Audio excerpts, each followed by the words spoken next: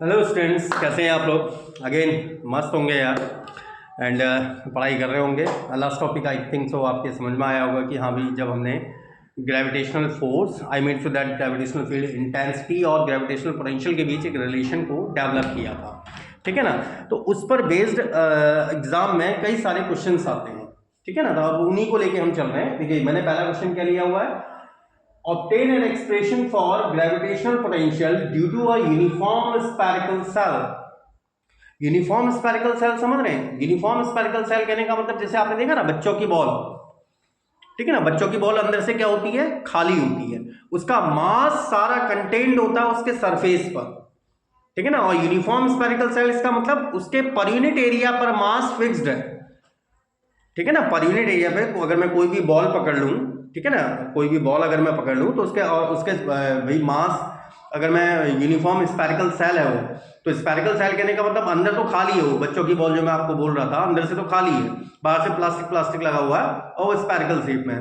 तो उसका mass per unit area constant है। At any point distant r from the centre, जो centre से कितनी दूरी पर हो, आर दूरी पर हो, कहां कहां आपको कैलकुलेट करना है? आउटसाइड ऑफ द सेल, पहले सेल से आउटसाइड किसी पॉइंट पर। सेकंड आपको कैलकुलेट करना है inside of the shell, shell के अंदर अगर हम किसी पॉइंट पर उसको कैलकुलेट करना चाह रहे हैं। तो पहले तो हम एक यूनिफॉर्म स्फेरिकल सेल को कंसीडर कर ले रहे हैं, उसके बाद then we will discuss about outside of the shell, then inside of, अच्छा इनसाइड ऑफ द सेल। तो पहले अगर हम स्फेरिकल सेल की बात कर रहे हैं तो स्फेरिकल सेल देखिए फिगर में तो 2 डायमेंशन ही बनेगा भाई, लेकिन आप थोड़ा सा उसको कन्वीनियंस में लेके चलिएगा ताकि आप मान सकें कि भाई एक स्फीयर है, क्योंकि स्फीयर बॉडी ये शेप में होती है, ठीक है। हम ये मान ले रहे हैं कि ये हमारा स्फेरिकल सेल है, थोड़ा सा इधर को बना दे रहा हूं मैं, ये हमारी कोई स्फेरिकल सेल है।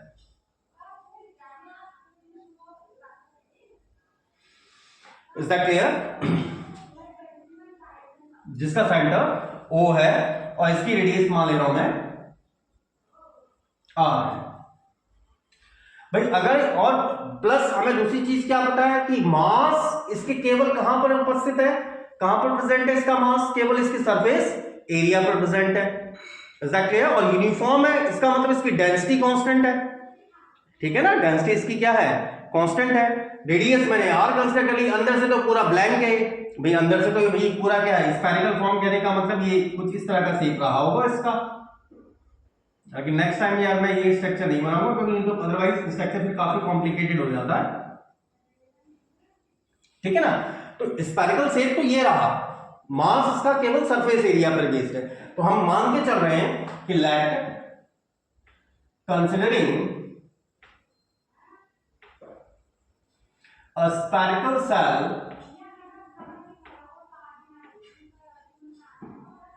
of radii capital R with center at O, with center at O, and let rho is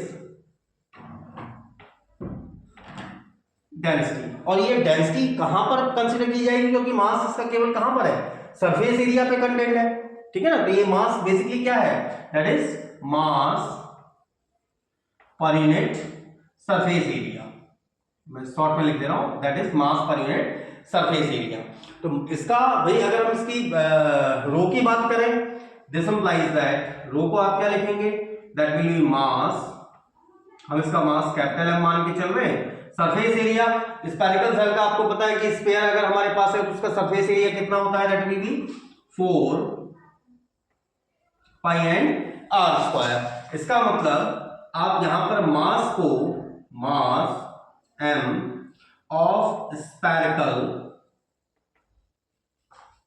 cell, ये क्या बन गया आपके पास? 4 pi r square and rho, या फिर मैं इधर पे लिख दे रहा हूं m equals to 4 pi r square and rho and that is alpha 1। तो हमारे पास क्यों हमने केवल अंदर का कंसीडर किया? तो देखिए अगर मैं इसी चीज को अगर हम एक सॉलिड बॉडी कंसीडर करके चल रहे होते, मतलब जो मेरे पास स्फेरिकल सेल होती या जो बॉल होती वो अगर डेंस होती, डेंस कहने का मतलब जैसे एथलीट देखे ना आपने, वो जो गोला फेंक होता है वो एथलीट वाला, वो पता है पूरा आयरन से भरा हुआ रहता है, भरा अंदर से फुलफिल्ड होता है, जैसे आप गुआवा समझ लो, गुआवा क्या होता है, अंदर से भरा हुआ रहता है, ठीक है। तो वो क्या है, एक डेंस जो है स्फेयर है। तो लेकिन यहां पर हम स्फेरिकल सेल की बात करें जो बच्चों की बॉल है, तो इसका मास केवल सरफेस एरिया पे बाउंडेड है, तो सरफेस एरिया पे बाउंडेड है, दैट इज तो इसका मास केवल क्या होगा, 4πr² हो। तो अब इसके पहले केस को स्टडी कर लेते हैं, दैट इज ग्रेविटेशनल, या कैलकुलेटिंग करके लिख लीजिएगा आप लोग, कैलकुलेटिंग ग्रेविटेशनल, आप लोग पूरा लिखिएगा, gravitational potential at any point distant r from the center of spherical cell, ठीक है। तो हम इसको पहला जो कैलकुलेट करने जा रहे हैं, that is gravitational potential at any point distant r from the centre outside. तो पहला हम कहां के ले लेंगे, आउटसाइड के लेंगे, ठीक है। तो एक बार इसको कॉपी कर लीजिए, then we are moving in the upward direction. तो उसके बाद फिर हम अपवर्ड डायरेक्शन की तरफ मूव करते हैं।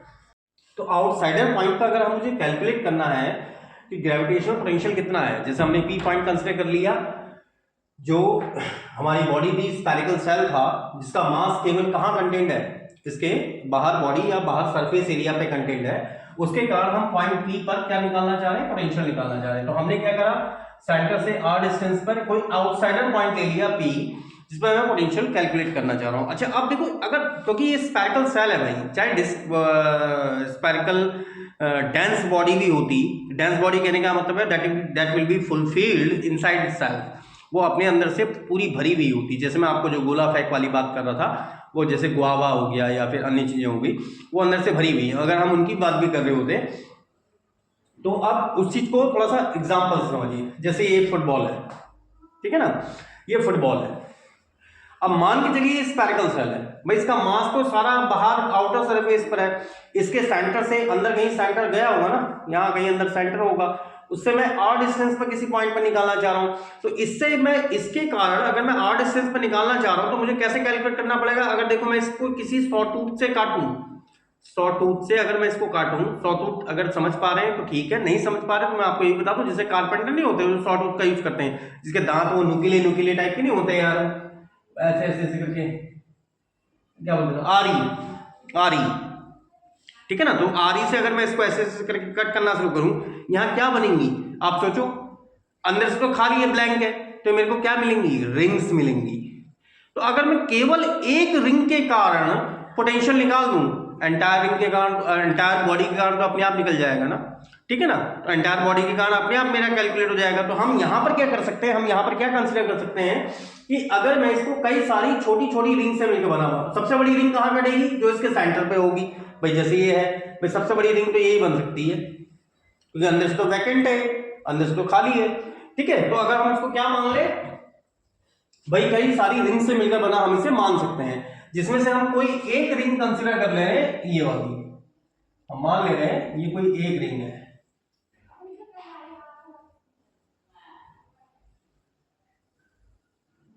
दैट इज ABCD, और ये फॉर्म यही रहेगी, ध्यान रखिएगा, ठीक है ना भाई। हम जो रिंग काटेंगे वो इस तरह से, इसी तरह से कट रही है, ठीक है। तो ये रिंग, ये बेसिकली रिंग है, ये जो कटी हुई है भाई। यहां पर मैं इस रिंग के दोनों पॉइंट्स को यहां पर से मिला दे रहा हूं, सेंटर पॉइंट से मैच कर दे रहा हूं भाई। ये एंगल मान ले रहे हैं हम, ये थीटा है, and that is the smallest angle, it can be considered like D theta, हम उसको डी थीटा कंसीडर कर सकते हैं। क्यों, क्योंकि हम इसमें कितनी रिंग्स मान के चल रहे हैं, कई सारी नंबर ऑफ रिंग्स कंसीडर करके चल रहे हैं, ठीक है। तो यहां पर अगर मुझे उस रिंग की रेडियस निकालनी है, अब आप सोचो कि अगर मैंने ये रिंग काटी, ऐसे करके रिंग काटी, अब अगर मुझे इस रिंग की रेडियस थी, तो मुझे इस रिंग के पॉइंट से, इस पॉइंट से इस एक्सिस पर, जो ये सेंटर से गई होगी ना, उसके सेंटर से होकर गई होगी जो एक्सिस, उस एक्सिस पर परपेंडिकुलरली तो ड्रॉ करना पड़ेगा। इसका मतलब यहां से अगर ABCDE, ये तो मैंने खैर चूज कर लिया, तो C बेसिकली क्या होगी, उस रिंग की रेडियस होगी, ठीक है। और थिकनेस कितनी होगी रिंग की, दैट इज CD, वो CD है। तो केवल इस रिंग के कारण, अंदर तो मास है ही नहीं, ये रिंग के कारण, ये रिंग जो है अंदर से वैकेंट है, जैसे हम जो अंगूठी में पहनते हैं वो रिंग तो अंदर से वैकेंट है, मास केवल इसके बाहर आउटर पेरीफेरी पर यही है, और यहां से यहां तक की डिस्टेंस हम कंसीडर कर ले रहे हैं कि दैट इज x, वो x है। तो केवल इस रिंग के कारण अगर हम पॉइंट P पर पोटेंशियल कंसीडर कर लें तो पूरी रिंग के कारण तो ऑटोमेटिकली आ जाएगा ना, पूरी रिंग के कारण ऑटोमेटिकली हमें मिल जाएगा। तो जितना हमने अभी तक काम किया ना, क्योंकि पहले तो आप ये जो हम करते हुए जा रहे हैं उस चीज को हम लिखते हुए भी जा रहे हैं, ठीक है। तो हम मान ले रहे हैं कि late P be any point at a distance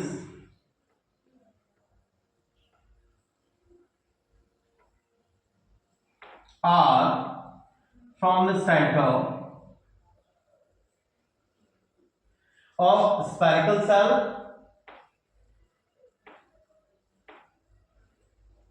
and in order to calculate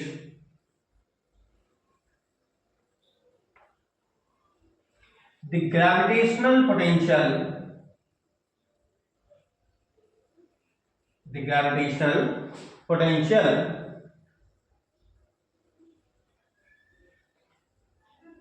due to entire spherical cell at point P, मतलब पॉइंट हिंदी वाले को बोल रहा हूं कि हमने क्या माना कि इसके सेंटर से r डिस्टेंस पर कोई पॉइंट P है जो इसके सेंटर से r दूरी पर है, और इस पूरे स्फेरिकल सेल के कारण अगर मुझे पॉइंट P पर ग्रेविटेशनल पोटेंशियल को कैलकुलेट करना है तो हम क्या मान सकते हैं, पूरे स्फेरिकल सेल को कई सारी रिंग से मिलकर बना हुआ मान सकते हैं, जिसमें से कोई एक रिंग ABCD जो हमने फिगर में रिप्रेजेंट करी है। अब केवल हम फिर हमारा टारगेट क्या रहेगा कि इस स्फेरिकल सेल के कारण पॉइंट P पर एक्चुअली कितना पोटेंशियल ड्रॉप हो रहा है, ठीक है ना। तो I am writing on the same thing in order to calculate the gravitational potential due to the entire spherical shell at point P, we can consider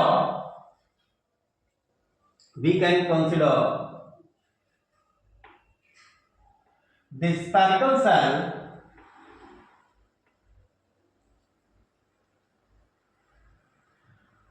to be made up of a number of rings and one of the ring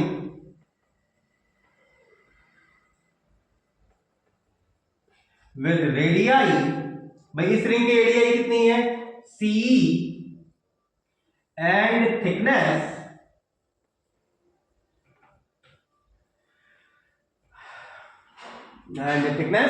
that is CD is represented in the figure। तो सबसे पहला हमारा काम क्या रहेगा, इस ring के कारण पॉइंट P पर पोटेंशियल को कैलकुलेट करना। So first investigating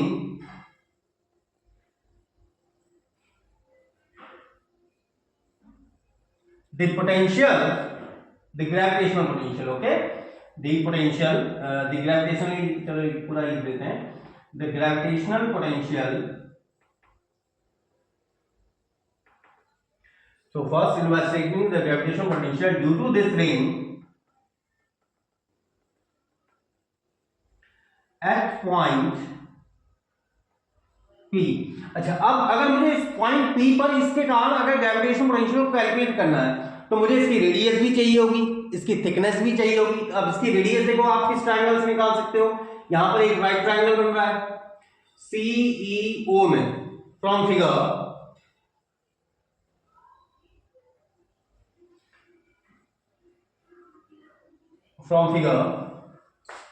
in right triangle CEO, not chief executive officer, it is just a triangle, ठीक है ना, मैं केवल मजाक कर रहा हूं।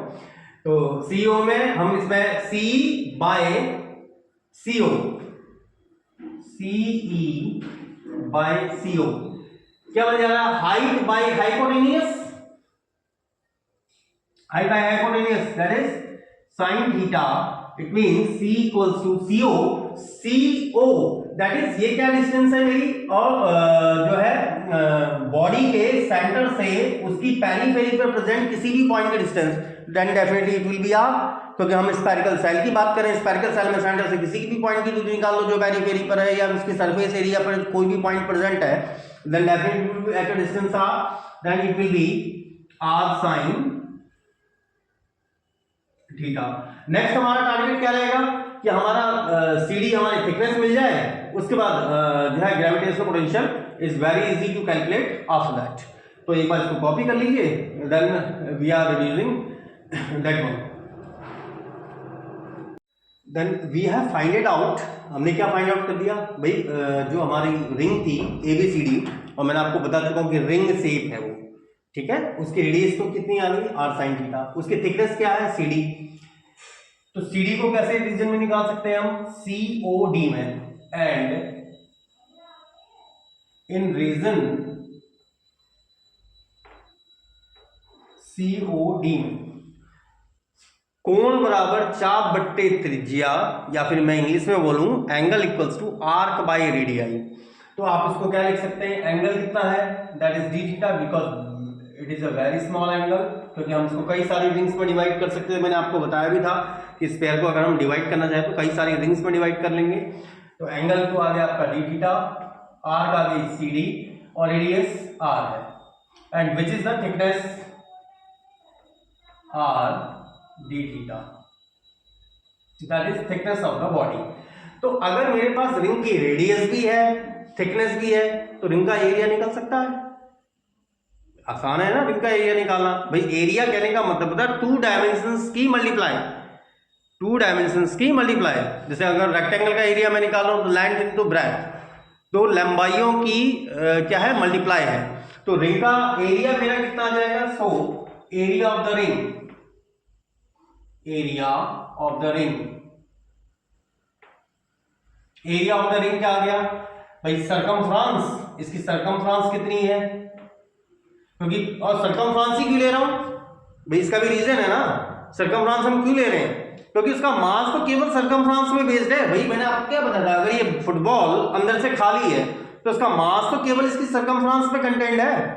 तो भाई सरकमफ्रांस में लेकिन 2 पाई r आएगा, r मतलब एक ही लेंथ आएगी, 2 पाई तो कांस्टेंट है, और साथ में क्या जाएगी इसकी थिकनेस, सेकंड लेंथ आ गई आपकी कौन सी, थिकनेस, मतलब एक तो आ गई आपकी क्या भाई, ये भाई अगर मैं मान लो रिंग ये इतनी मोटाई की कटी, तो ये तो आ गई इसकी थिकनेस, एक लेंथ ये हो गई, दूसरी हो गई इसकी खुद की सर्कमफ्रांस, ठीक है।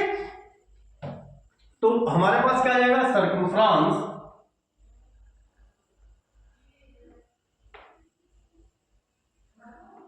Into thickness, NESS। तो सर्कमफ्रांस कितनी आ गई इसकी, 2 pi r, r means radii, radii कितनी है इसकी, that is C, thickness that is CD। तो क्या लिख सकते हैं इसे, 2 पाई C, C की वैल्यू थी r sin theta, and CD की वैल्यू है r d थीटा। तो ये वैल्यू मेरे पास बन गई कितनी, 2 pi r square sine theta and D theta. ये क्या है, रिंग का एरिया है। और हमारे पास क्या कंसिडरेशन था, स्टार्टिंग में क्या कंसिडरेशन था कि रिंग छोड़िए स्फेरिकल सेल के पर यूनिट सरफेस एरिया का मास था, दैट इज रो, ठीक है ना, जिसको हमने डेंसिटी कहा था, ठीक है। तो रिंग का मास कितना हो जाएगा, so mass of the ring, so mass of the ring that is उसका एरिया इनटू जो है जितनी उसकी डेंसिटी है, that is 2 pi r square sine theta d theta into rho. तो केवल इस रिंग के कारण, अगर मैं इस एबीसीडी रिंग के कारण पॉइंट P पर पोटेंशियल अगर कैलकुलेट करना चाह रहा हूं, तो मुझे इस पॉइंट पर पोटेंशियल कितना मिलेगा, क्योंकि देखिए जो स्फेरिकल सेल है वो तो नंबर ऑफ रिंग से मिलकर बनी हुई है, कई सारी रिंग्स हैं, नंबर ऑफ रिंग्स हैं, जो कहां से एक साइड से स्टार्ट होनी है, यहां पर एंड पॉइंट 0 है, मतलब जो सबसे छोटी रिंग होगी वो 0 रेडियस की होगी, यहां भी 0 रेडियस की होगी, ठीक है। लेकिन अगर मैं इसको रिंग्स में अगर इसको डिवाइड कर रहा हूं, कई सारी नंबर ऑफ रिंग्स में अगर हम इसे डिवाइड कर रहे हैं, तो भाई केवल एक रिंग के कारण कितना पोटेंशियल आएगा, छोटा सा पोटेंशियल आएगा ना, एक स्मॉलेस्ट वैल्यू आएगी। सो पोटेंशियल, ग्रेविटेशनल पोटेंशियल है बेसिकली ये, ठीक है। Potential due to this ring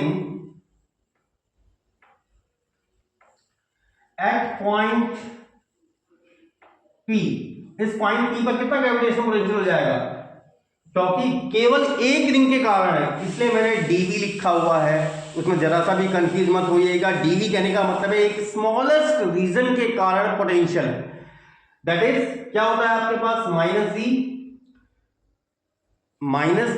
m m upon r, याद आया, -g m m upon r या -g m अपॉन r, ठीक है, मतलब वहां से उसकी डिस्टेंस, तो -g, तो साथ में क्या आ गया, मास of the ring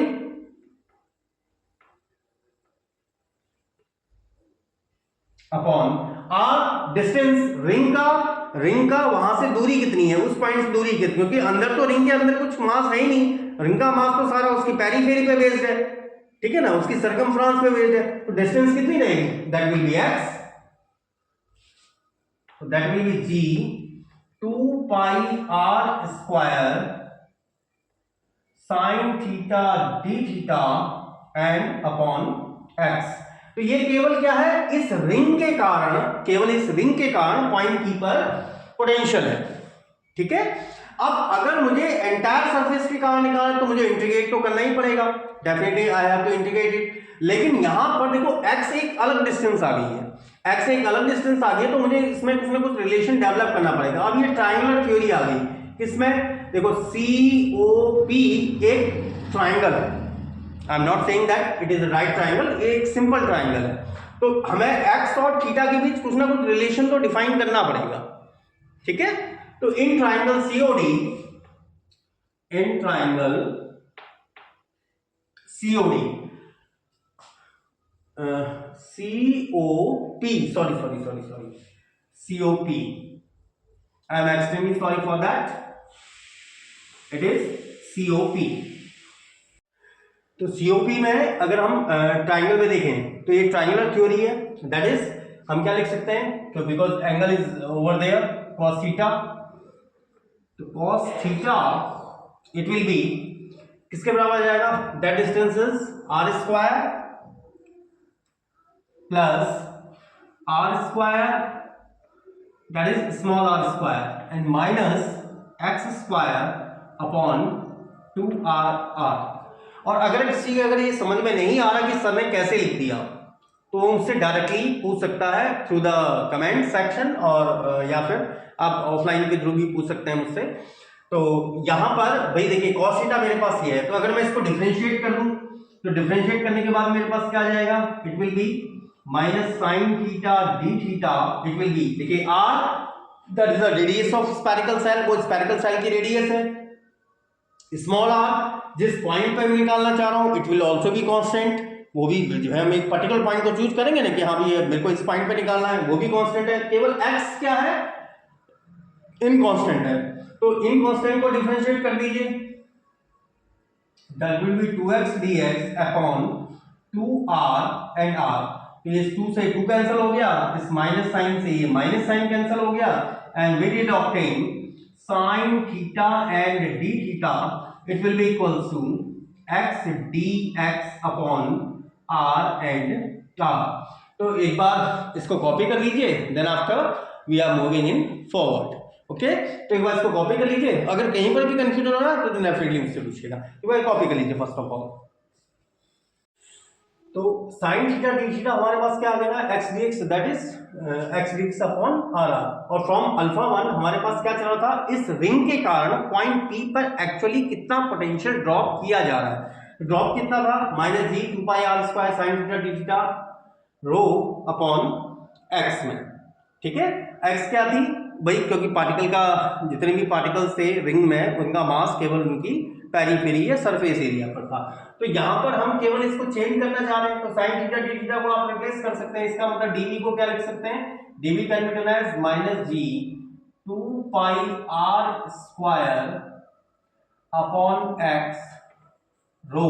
sign theta d theta को आप लिख सकते हैं x d x upon r and r. इस x से x कैंसिल हो गया और कुछ कैंसिल हो रहा है, देखिए एक r से एक r कैंसिल हो जा रहा है, तो ये आ गया माइनस का g 2 pi r rho, and rho is density पर यूनिट सरफेस एरिया। ये क्या है, क्योंकि मास हमारा केवल सरफेस एरिया पे कंटेंट है, that is 2 pi r rho dx upon r। और इस इक्वेशन को एक स्टैंडर्ड इक्वेशन मान के चलिएगा, ठीक है ना। मैं इसको स्टैंडर्ड इक्वेशन S1 मान के चल रहा हूं, बिकॉज अभी हमें इंटरनल पॉइंट पे भी निकालना है, तो इंटरनल पॉइंट पे निकालते समय I will use this equation. मैं इस इक्वेशन का यूज करूंगा, that is g 2 pi r rho dx upon r का।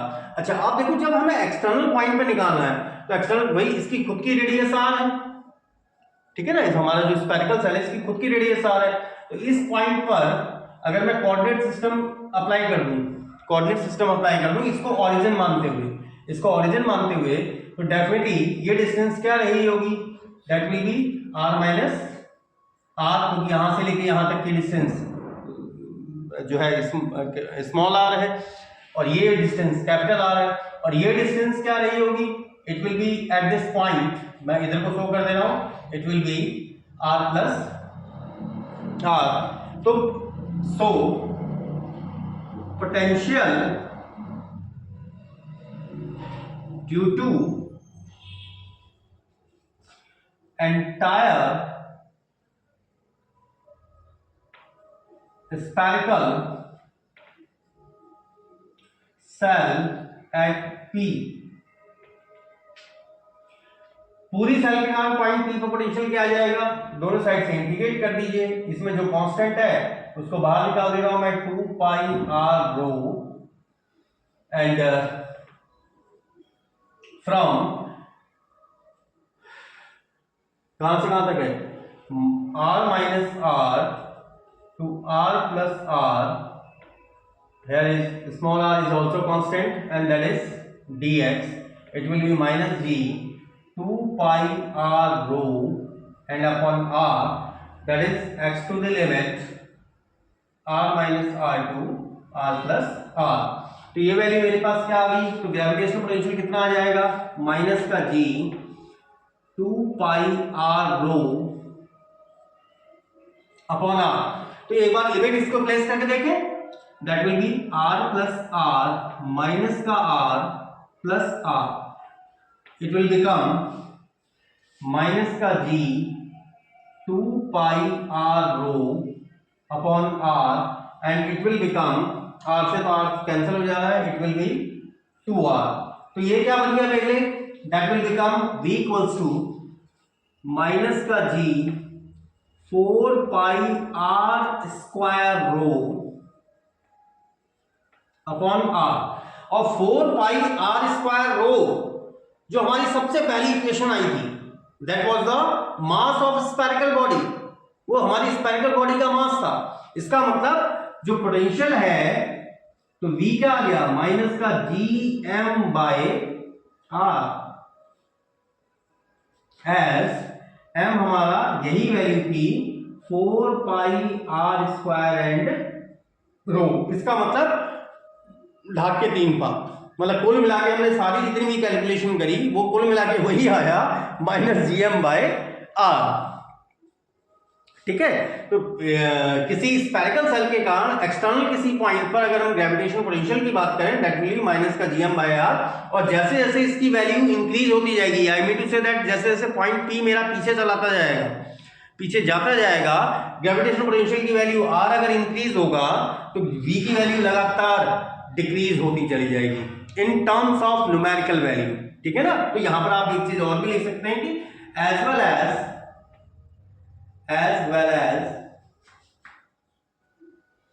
R increases, the potential at that point decreases in numerical sense, ये भी बता दे रहे हैं हम आपको, in numerical values। ये तो आपको ये अक्सर कि ये तो नेगेटिव वैल्यू है, जैसे घटता जाएगा इसका मतलब वो बढ़ रहा है, तो यार वो वाली बात नहीं कर रहा हम, न्यूमेरिकल वैल्यू में बात कर रहे हैं, तो जैसे जैसे डिक्रीज होता जाएगा। लेकिन आपको ये चीज रिमेंबर रखनी है क्योंकि अभी हम इसको इंटरनल पॉइंट पे भी कैलकुलेट करने वाले हैं। देन आफ्टर फिर उसका ग्राफ एक बार ड्रॉ करेंगे कि हाँ भी हमारे को जो क्या ग्राफ मिल रहा है। लेकिन किसी एक स्फेरिकल सेल के कारण किसी पॉइंट पी पर, I am repeating my words, किसी एक स्फेरिकल सेल के कारण उसके किसी एक पर्टिकुलर रिंग के कारण किसी पॉइंट पी पर जो ग्रेविटेशनल पोटेंशियल होता है वो उसकी वैल्यू जो है कितनी होती है, माइनस का G 2 pi r rho upon r into d x होती है। ठीक है, और इसी चीज को फिर हम एक्सटर्नल पॉइंट पर कैलकुलेट करेंगे। तो एक बार इसको कॉपी कर लीजिए, because we are getting the same expression likewise the general expression of potential, जो हमें जनरल एक्सप्रेशन ऑफ पोटेंशियल का मिलता है that is minus g m by r, वही एक्सप्रेशन हमें यहां भी मिला है। ठीक है, तो एक बार कॉपी कर लीजिए। Then we are finding out the expression for the gravitational potential at any internal point, फिर हम उसके इंटरनल पॉइंट पर कहीं पर ग्रेविटेशनल पोटेंशियल को फाइंड आउट करेंगे। तो first of all copy it. तो देखिए मैंने आपको इसलिए बोला था कि हाँ भी वो इक्वेशन में यूज करूंगा, क्यों? क्योंकि अगर हम सेकंड पॉइंट पर अगर हम किसी इंटरनल पॉइंट पे निकाल रहे हैं, इंटरनल पॉइंट कहने का मतलब पी पॉइंट अब मेरा जो एक्सटर्नल था ना वो इंटरनली पहुंच गया, डिस्टेंस हमने वही रखी स्मॉल आर, ठीक है, ये डिस्टेंस भी एक्स ही रखी क्योंकि मास तो हमारा केवल पेरीफेरी पे बेस्ड है। तो किसी एक रिंग, पर्टिकुलर रिंग के कारण जो पॉइंट पी पर पोटेंशियल था that was this one, but हमारी लिमिट्स चेंज होगी। लिमिट्स कैसे चेंज होगी अब आप ये समझिए। देखिए मैं इसको ओरिजिन मान के चल रहा था ना, तो ये वाला पॉइंट भाई यहां से लेके यहां तक की डिस्टेंस आर थी, ये डिस्टेंस स्मॉल आर है, तो इस पॉइंट पर क्योंकि भाई इस रेस्ट ऑफ द रीजन का तो कोई मतलब नहीं रहा, तो इस पॉइंट पर हमारा जो लिमिट रहेगी वो क्या रहेगी, that will be r minus r, और इस पॉइंट पर जो लिमिट आ जाएगी it will be r plus are.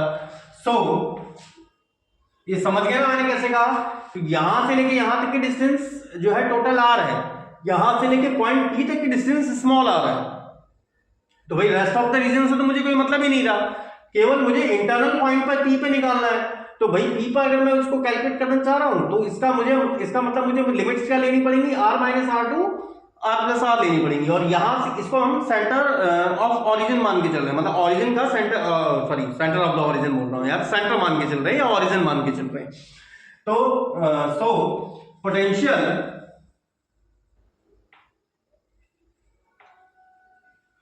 Due to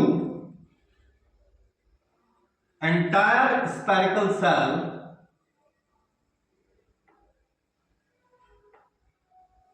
at P क्या आ जाएगा, B इक्वल्स टू, फिर से जो कांस्टेंट है उसका हमको बाहर निकाल दीजिए, 2 pi r rho upon r, and it will be कहां से कहां तक, r minus r to r plus r and dx, it will be minus का g 2 pi r rho upon r, and it will become x to the limit r plus r and r minus r। तो ये value मेरे पास क्या बन गई, it will become minus का g 2 pi r rho upon r, और अगर हम यहाँ पर लिमिट प्लेस कर दें तो r plus r minus r plus r, it will be minus का g 2 pi r row upon r, and here it is 2r, इस r से ये r cancel out, it will be minus का g 4 pi r रो। तो हमारे पास जो gravitational potential आ रहा है ना वो तो माइनस का g 4 पाई कैपिटल r रो आता है। इसी वैल्यू को आप क्या लिख सकते हो, और एक can be written as minus का g 4 pi r square rho upon r, क्योंकि देखो मैंने एक आर से डिवाइड कर दिया तो एक आर से इनटू कर दिया, ऊपर का 4 पाई आर स्क्वायर रो ये क्या था, मेरे पूरी बॉडी का या पूरे स्फेरिकल सेल का मास था, that is g m by r. तो यहां पर आपने एक चीज नोटिस करी, जीएम बाय आर, जब हमने आउटर केस में निकाला था तो आउटर केस में यहाँ स्मॉल आर था, इंटरनल केस में कैपिटल आर है। इसका मतलब मुझे सीधी सीधी बात क्या इंडिकेट हो रही है कि मैं इंटरनली किसी भी पॉइंट पर, इंटरनली चाहे मैं यहां पर निकालूं, चाहे यहां निकालूं, या यहां निकालूं, या यहां निकालूं, इस पॉइंट पे निकालूं, इस पॉइंट पे निकालूं, किसी भी पॉइंट पर अगर मैं इसको कैलकुलेट कर दूं तो इंटरनली प्रत्येक पॉइंट पर जो ग्रेविटेशनल पोटेंशियल होता है with in the spherical cell वो कांस्टेंट रहता है, वो डिस्टेंस आर पे डिपेंड ही नहीं करता। ठीक है ना। तो यहां पर आप क्या लिख सकते हो, विच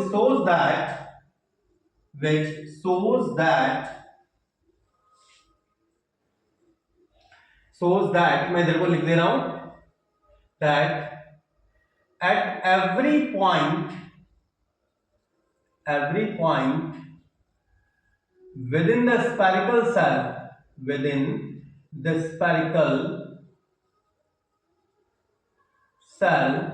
the gravitational potential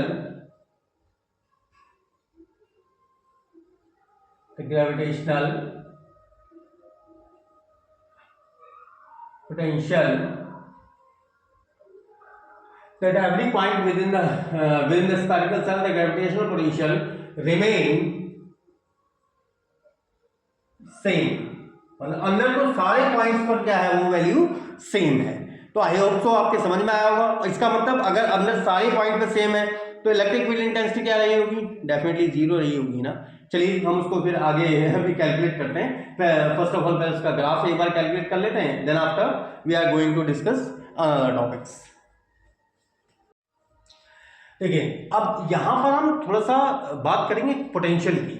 ठीक है, तो पोटेंशियल कहने का मतलब हो गया कि क्या हम किसकी बात कर रहे हैं कि भाई पोटेंशियल कितना था, या सॉरी अट्रैक्शन कितना था, ग्रेविटेशनल अट्रैक्शन कितना था। तो ग्रेविटेशनल अट्रैक्शन भाई हमने पोटेंशियल तो फाइंड आउट कर दिया है। कब, जब हमारा point P outside of the spherical shell lie कर रहा है। ठीक है, outside of the spherical shell में आपने फाइंड आउट किया था क्या कि v इक्वल्स टू था माइनस का gm बाय r वो डिस्टेंस थी जो स्फेरिकल सेल के सेंटर से पॉइंट p की दूरी थी।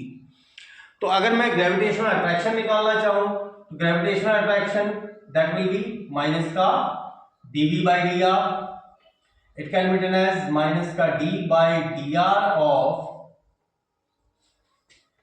Minus gm by r, and it can be written as gm 1 upon r square, and it will be minus का gm by r square। मतलब जैसे जैसे आपकी डिस्टेंस बढ़ती जाएगी तो ग्रेविटेशनल फोर्स भी लगातार डिक्रीज होता चला जाएगा। एंड सेकंड वन थिंग, अगर हम दूसरे पॉइंट पर अगर बात करें, when point lies inside the spherical cell,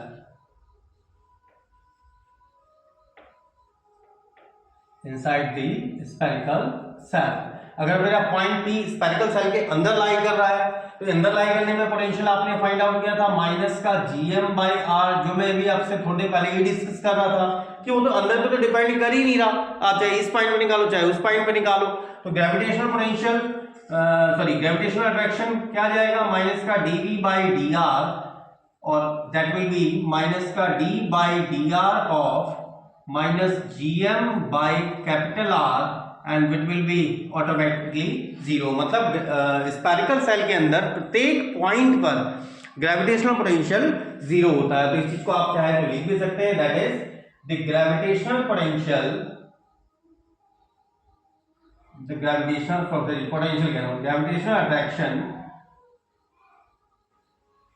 attraction inside each point of the spherical cell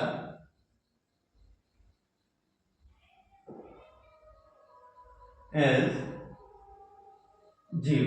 चलिए अब बात कर लें थोड़ा सा इसके किस बारे में, ग्राफ के बारे में, कि ग्राफ अगर हम इसका ड्रॉ करना चाहें, क्योंकि हमने एक चीज तो नोटिस करी, क्या नोटिस करी कि भाई जो अट्रैक्शन फोर्स सॉरी जो ग्रेविटेशनल पोटेंशियल है वो with in the spherical cell तो सेम है, लेकिन वो चेंज हो रहा है। अगर आउटसाइड मेरा पॉइंट लाई कर रहा है तो वो चेंज हो रहा है विद द डिस्टेंस आर, वो लगातार कम होता जा रहा है। अगर हम किस में बात करें, in terms of magnitude, magnitude के टर्म्स में अगर हम बात करें तो वो लगातार क्या होता जा रहा है, डिक्रीज होता जा रहा है, ठीक है ना। तो हम उसका ग्राफ ड्रॉ कर सकते हैं, तो like writing tracing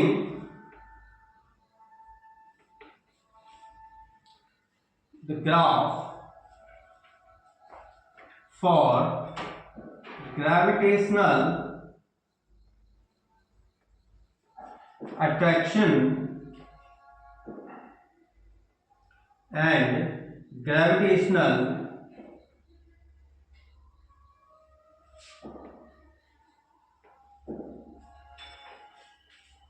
potential, okay. तो हम ग्राफ की बात करें तो एक बार ग्राफ को भी डिस्कस कर लेते हैं। ग्राफ हमारे पास क्या था, स्फेरिकल सेल थी, क्योंकि बॉडी का मास तो केवल स्फेरिकल भाग स्फीयर पे ही कंटेंट है, ठीक है। तो अगर हम स्फेरिकल सेल मैं मान लेता हूं ये है, जिसका मास उसकी सेंटर पे कंटेंट है,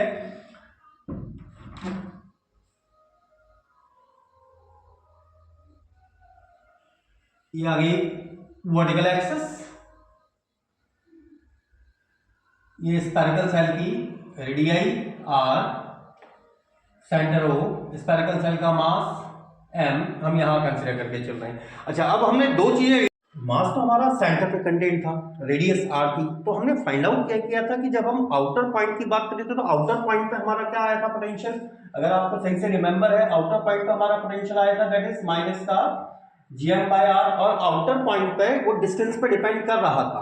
लेकिन जब हमने उसी चीज को इंटरनल पॉइंट पे निकाला था, तो इंटरनल पॉइंट पर आपने क्या फाइंड आउट किया था कि इंटरनल पॉइंट पर तो अंदर प्रत्येक पॉइंट पर ग्रेविटेशनल पोटेंशियल की वैल्यू सेम थी। मतलब अगर हम with in the spherical cell, अगर हम इस स्फेरिकल सेल के अंदर के जितने भी पॉइंट अगर कंसीडर कर रहे हैं, इज दैट क्लियर, यहां से लेके यहां तक up to the last boundary, या फिर हम उसके जो स्फेरिकल सरफेस की बात कर रहे हैं वहां तक जो पोटेंशियल की वैल्यू थी दैट विल बी माइनस का gm/r, इज दैट क्लियर। और यहां पर इस फील्ड के अंदर, भाई इस फील्ड के अंदर लगातार आपका क्या हो रहा था, भाई इस फील्ड के अंदर जो इस पर ग्रेविटेशनल फोर्स काम कर रहा था उसकी वैल्यू 0 थी। लेकिन जब हम आउटर साइड के पॉइंट की बात कर रहे थे, आउटर साइड मतलब जैसे जैसे आपका पॉइंट P यहां कहीं जा रहा है, is that clear. Point P अगर r की वैल्यू, भाई अगर r टेंड्स टू अगर मेरा इंफिनिटी हो जाए तो v की वैल्यू क्या हो जाती है, 0। इसीलिए तो आप क्या कंसीडर करके लेके चलते हैं हमेशा कि अगर मेरा ऑब्जेक्ट कहीं पॉइंट इंफिनिटी पर प्लेस्ड है तो डेफिनेटली उस पॉइंट पर उसके पोटेंशियल को आप क्या लेके चल रहे थे, 0 लेके चल रहे थे। लेकिन अगर हम न्यूमेरिकल सेंस में बात करें तो r की वैल्यू इंक्रीज होने के साथ साथ v की वैल्यू लगातार क्या होती जा रही है, डिक्रीज होती चली जा रही है। मतलब अगर हम आउटर पॉइंट्स की बात करें तो आउटर पॉइंट्स पर जो है इंटेंसिटी कंटिन्यूअसली कहां की ओर अग्रसर होती जाएगी, 0 की तरफ मूव करती जाएगी। मतलब अंदर तो फिक्स्ड है, अंदर तो फिक्स्ड है वैल्यू, अंदर ग्रेविटेशनल फोर्स भी 0 है, लेकिन बाहर ग्रेविटेशनल फोर्स अलग था एक्सटर्नल पॉइंट्स के लिए। अंदर के लिए तो ये फिक्स्ड वैल्यू है, लेकिन एक्सटर्नल पॉइंट्स के लिए वैल्यू क्या हो रही है, लगातार 0 की तरफ मूव कर रही है। मीन टू से दैट ये n equal tends to 0, v equals to times 0 हो जाएगा when r tends to infinite. ऐसे ही ग्रेविटेशनल फील्ड था, ग्रेविटेशनल फील्ड में जो ग्रेविटेशनल फील्ड कह रहा हूं सॉरी, ग्रेविटेशनल फोर्स था, उसकी वैल्यू क्या आ रही थी, माइनस का gm/r²। और ये भी क्या बता रहा है, जैसे जैसे पार्टिकल आपसे दूर जाता जाएगा ग्रेविटेशनल फोर्स की वैल्यू भी लगातार डिक्रीज होती चली जाएगी। मतलब अगर हम ग्रेविटेशनल फोर्स के लिए कर्व को ड्रॉ करें, भाई इस with in the spherical cell तो ग्रेविटेशनल फोर्स 0 हो गया था, लेकिन अगर हम जैसे जैसे जाते जाएंगे तो ये भी लगातार कहां की हो जाएगा, 0 की तरफ अग्रसर होता चला जाएगा। It will continuously move towards 0। तो हमारा जो फोर्स था वो लगातार कहां की ओर मूव कर रहा है, दैट इज मूविंग टुवर्ड्स 0। जब, लेकिन किस कंडीशन में, when r tends to infinite. Otherwise हम एक्सटर्नल पॉइंट पर क्या हमारा पोटेंशियल था, दैट इज माइनस का gm/r²।